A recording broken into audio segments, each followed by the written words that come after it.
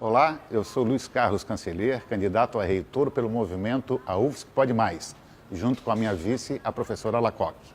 Nesse nosso primeiro contato, eu quero trazer a você um forte abraço e contar um pouco da minha história. Eu nasci em Tubarão e tenho 57 anos. Meu pai era operário e minha mãe costureira. Em 1977, eu ingressei no curso de Direito, aqui da UFSC, onde participei do movimento estudantil.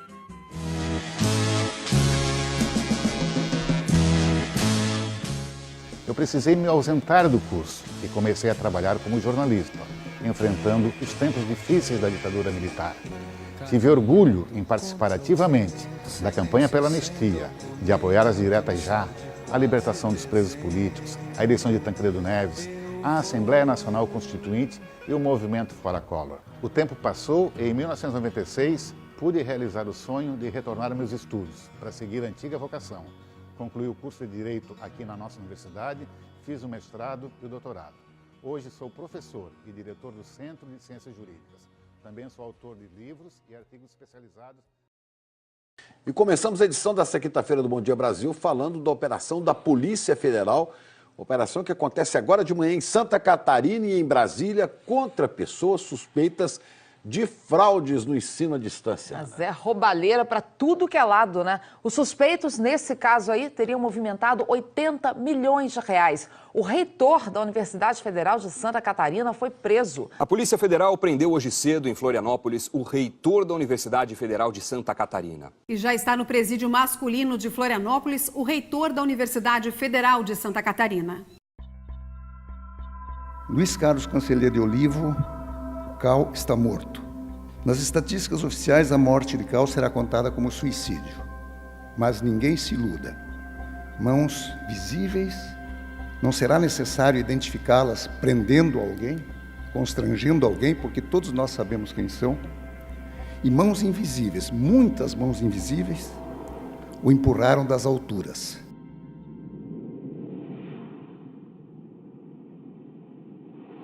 É um exílio, estou na cidade, eu moro a 3 metros da universidade.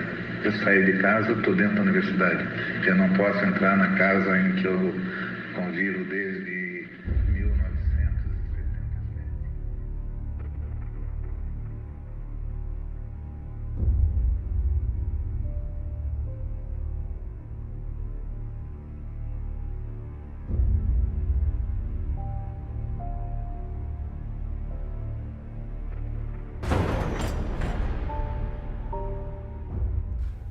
Se eu pudesse resumir numa só palavra, eu diria que Canceller era um homem bom, um homem de bom coração, um homem generoso, um homem que nunca fez mal a ninguém. Eu brincava às vezes com ele, chamava de Tancredo, ele não gostava, mas ria sobre aquilo, ele sabia o que eu estava querendo dizer com aquilo. Cal era uma pessoa cordata, pacifista, conciliadora, uma pessoa que tinha uma forma de estar sempre tentando entender o outro. Sempre foi um camarada que circulou bem na universidade, um cara de diálogo, um cara sempre disposto a conversar, e essa era a marca dele, né? Eu tinha um apartamento modesto, morava ao lado da universidade, vivia mais dentro da universidade, no campus, do que no próprio apartamento da sua residência. Um homem que acreditava, às vezes, piamente, às vezes quase ingenuamente, na boa índole das outras pessoas.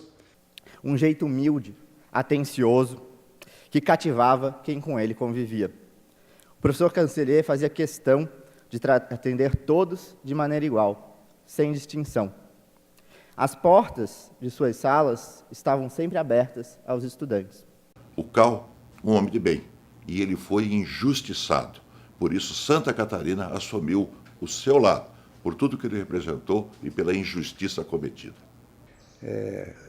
Canceller era uma alma cidadã e Canceller era sal da terra. Tem dias que a gente se sente como quem partiu ou morreu. A gente estancou de repente. Ou foi o mundo, então, que cresceu? A gente quer ter voz ativa para nosso destino mandar. Mas eis que chega a roda viva e carrega o destino para lá.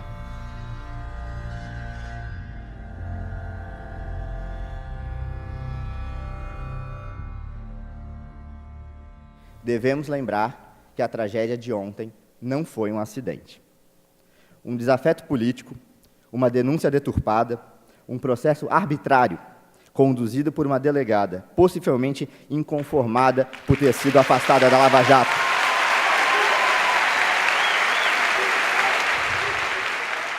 Uma decisão inconsequente da juíza da Primeira Vara Federal de Florianópolis mudou, do dia para a noite, a vida do reitor Luiz Carlos Cancellier. Depoimentos que o absolviam foram ignorados. Provas foram colhidas sem qualquer contraditório. Uma prisão duramente criticada por toda a comunidade jurídica catarinense. Uma decisão assinada no conforto de um gabinete que transformou a história da nossa universidade.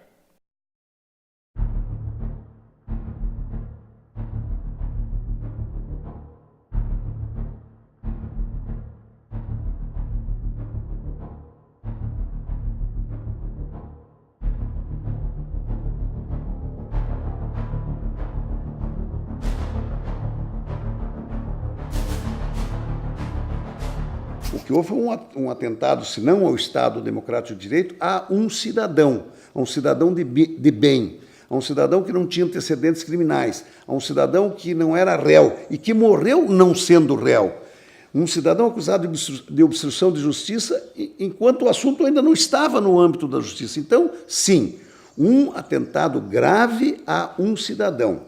Todo atentado grave a um cidadão, toda a violação de direitos civis e políticos, toda a violação de direitos humanos, é, de certo modo, sim, um atentado ao Estado Democrático de Direito.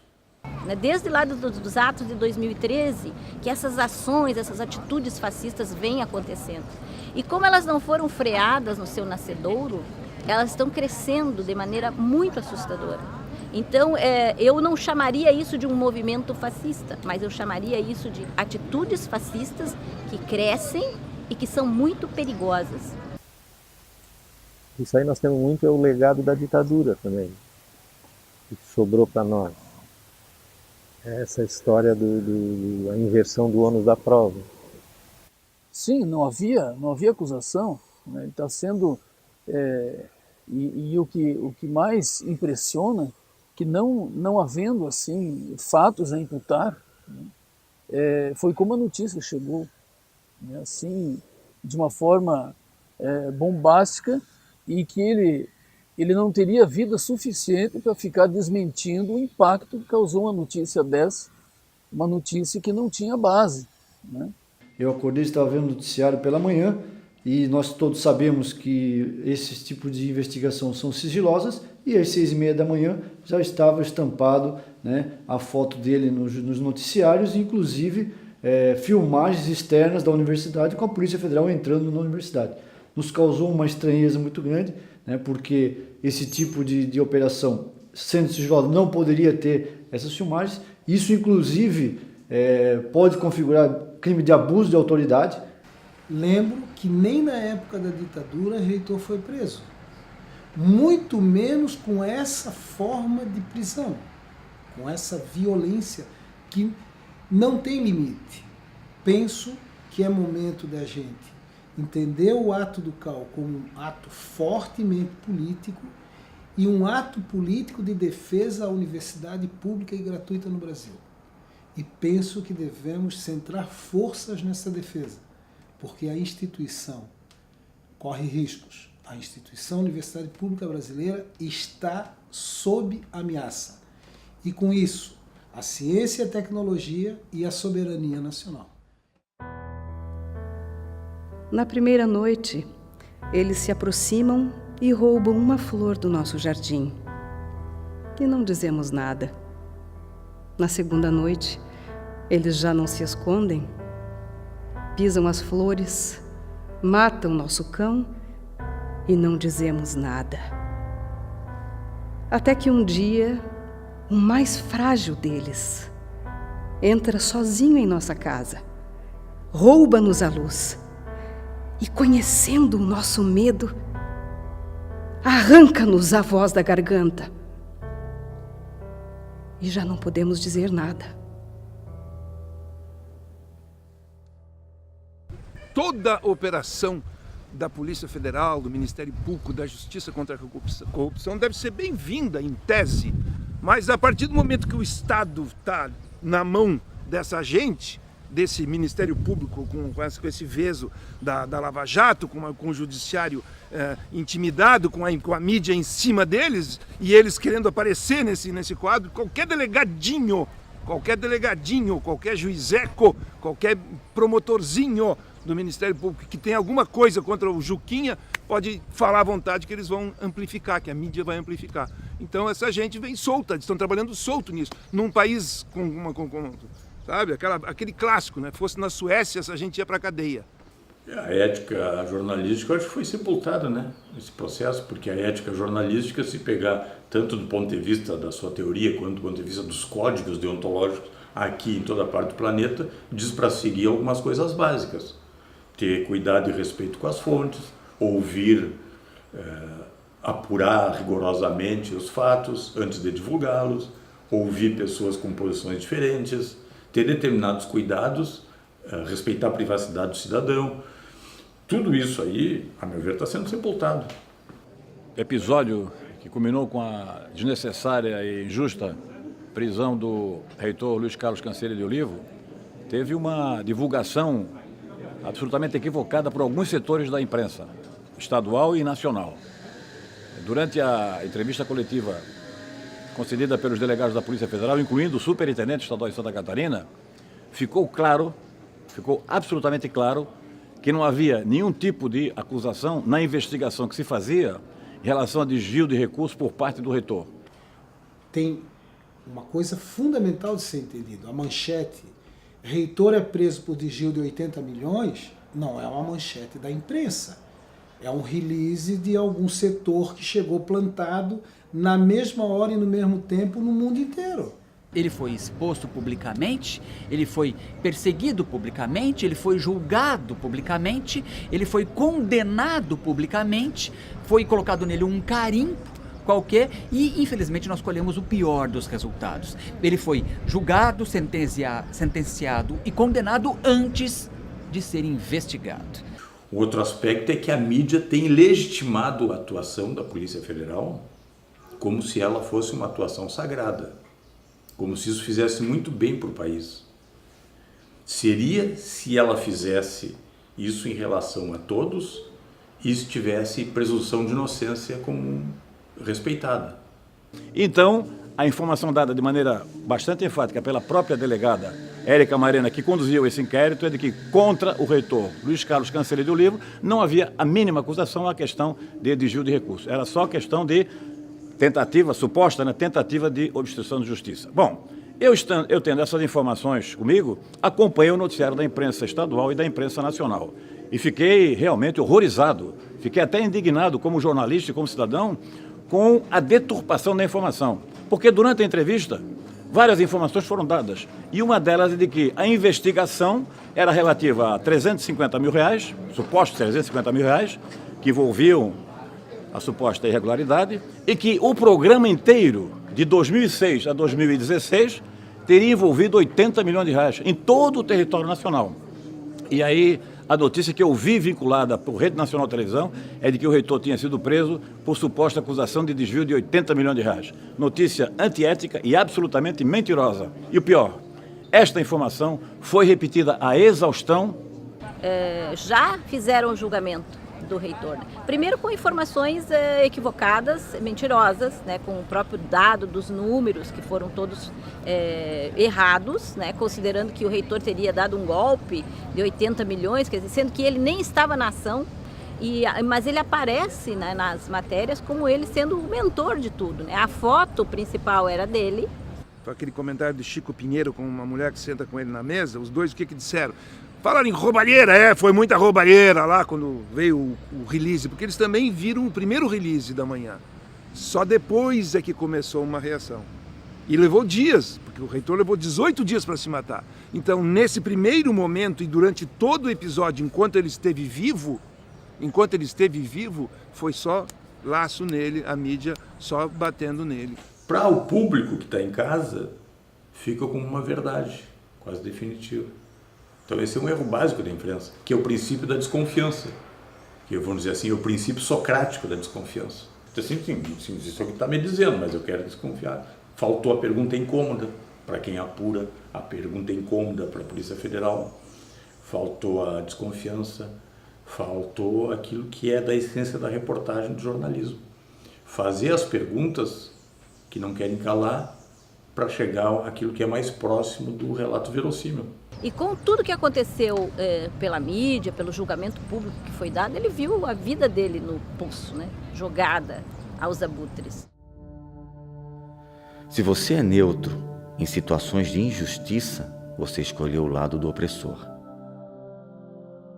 A gente vive um momento bastante delicado da civilização humana, um momento de muito selfie, de mostrar-se, de exibir-se, de egos, de vaidades, da alta exibição e da grande exibição, inclusive de aspectos privados. Isso ajuda a mover uma engrenagem de espetacularização de todas as ações. A imprensa acaba estimulando, porque ela estimulou e ela tem elogiado, e aí principalmente seus colunistas, têm elogiado sem reservas a atuação de juízes, a atuação de policiais federais, elogiado a ponto de encher a bola dessas pessoas que muitas vezes não têm tanta experiência nos cargos, mas que estão fascinados por determinada vaidade e que estão debaixo de determinados holofotes e que fazem com a imprensa determinadas trocas.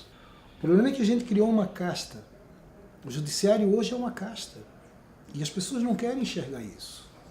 Nós vivemos um momento de muitas dúvidas, em que as autoridades que não têm oportunidade de conhecer a vida, porque não têm idade para isso, que apenas o estudo dos livros os leva a cargos extremamente significativos de fiscalização e de oportunizando as injustiças que cometem. Por isso, nós precisamos mudar. Eu tenho pessoas próximas a mim que são juízes. Mas são juízes por força de passar num concurso, numa idade extremamente tenra, e a única coisa que fizeram na vida foi estudar. Não tiveram nenhum grau de vivência. E, no entanto, ao mesmo tempo que se coloca nas costas dessas pessoas a carga de decidir rumos da sociedade, né, se coloca todo o poder do mundo para fazê-lo. Em nome da liberdade de julgar, neofascistas humilham, destroem, matam.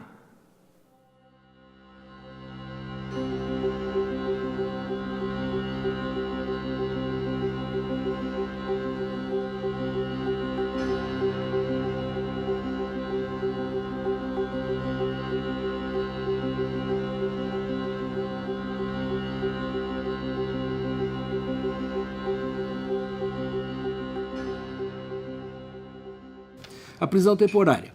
Nós temos que identificar inicialmente a presença de um dos crimes expressamente previstos no artigo 1º, inciso 3º dessa lei.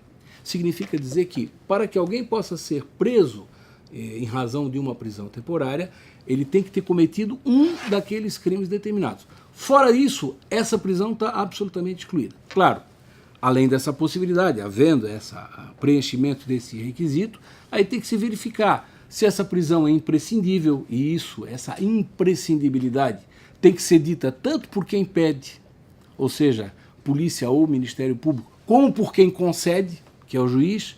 Para decretar uma prisão temporária, são necessários delitos graves, como homicídio, estupro, tráfico de drogas, aí sim, caberia prisão temporária para investigação.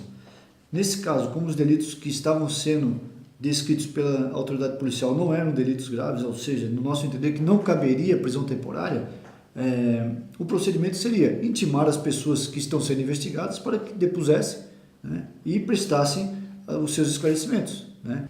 Na manhã da prisão do reitor Luiz Carlos Cancelheiro de Olivo, chegamos na Polícia Federal, logo no início da manhã, eu, Dr. Hélio Rubens Brasil, Chegando lá, a gente teve um primeiro acesso a ele e depois ele foi encaminhado para começar a realmente prestar esclarecimentos, a prestar o seu depoimento, do qual ele nunca se negou em nenhum momento.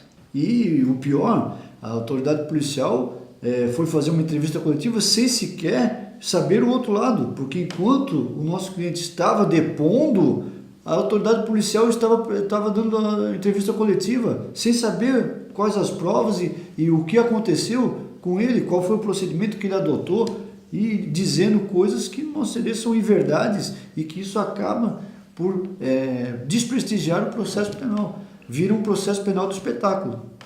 Chegando no dia seguinte, eu fui no primeiro horário da manhã, consegui conversar com ele e ele estava bem mais abatido. Ele estava aparentando alguns sintomas, ele estava suando demasiadamente, ele apresentava tremor, ele me disse que estava com taquicardia, o que me assustou bastante.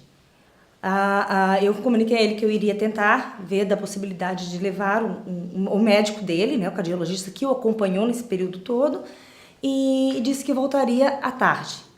Então, nesse meio tempo, eu consegui contato com o irmão dele, o Júlio Cancelier, que foi quem procurou o médico e realmente conseguiu com que o médico fosse à penitenciária para atender. A pedido do Gelson e dos familiares, eu fui avaliá-lo na penitenciária de Florianópolis, né, no dia seguinte à prisão, porque estavam um pouco preocupados com alguns sintomas que ele vinha apresentando durante a sua detenção.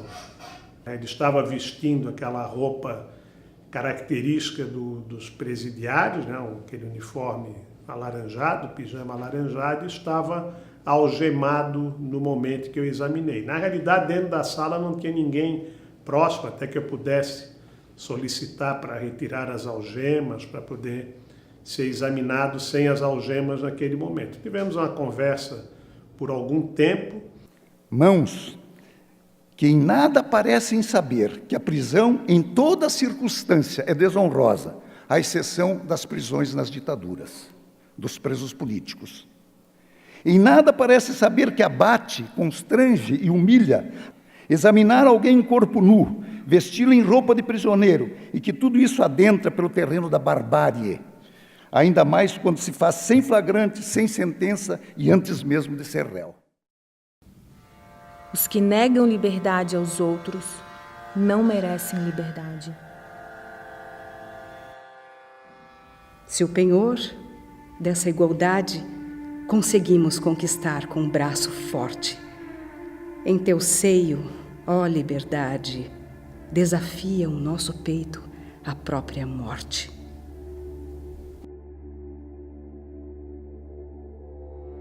O homem do diálogo foi preso sem antes poder falar. Entretanto, Cancelier não voltaria pela porta dos fundos. Ontem, Cancelier retornou para a Universidade Federal de Santa Catarina pela porta da frente, sem ordem judicial, carregado nos braços dos seus alunos, colegas, amigos e familiares.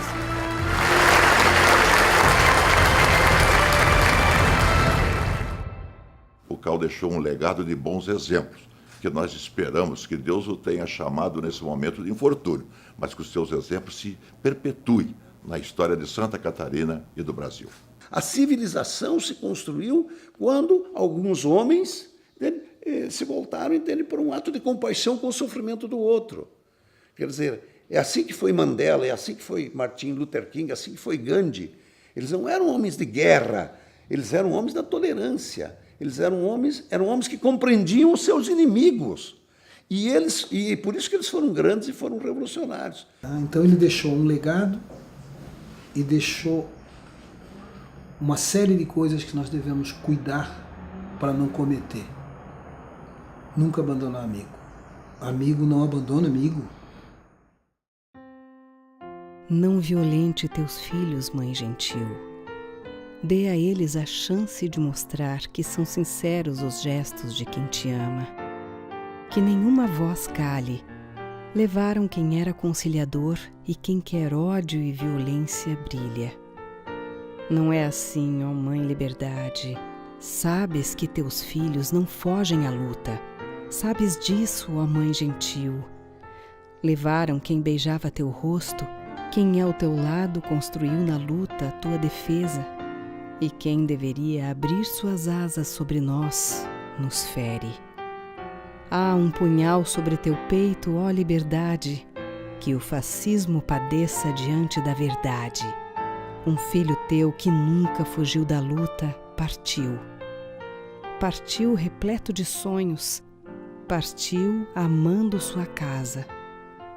A mesma casa que fora proibido de entrar. Acorda, mãe gentil, não deixa teus filhos sozinhos. Reage, Brasil. O Cal sempre foi um professor e morreu como professor, nos dando a última lição. A última lição do nosso mestre foi de que contra a mais absoluta injustiça, que contra o terrorismo de Estado, só a tragédia pode chamar a atenção de uma população que vive uma histeria coletiva. Quando a humanidade errou e não parou Hitler no momento certo, quando a humanidade errou e não parou Mussolini no tempo certo, e fiquei pensando, eles estão de volta. Será que nós vamos errar de novo e vamos deixar ele tomar o poder? Porcos e homens se confundem. Fascistas e democratas usam as mesmas togas. Eles estão de volta. Temos que pará-los. Vamos derrubá-los novamente. Obrigado.